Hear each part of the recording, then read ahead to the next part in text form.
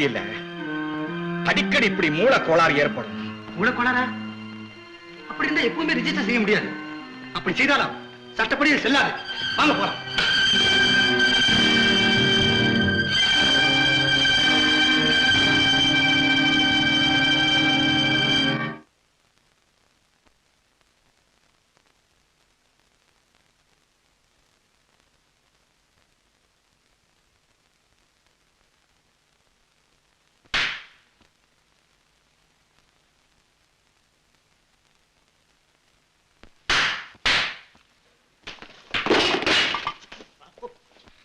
Come on.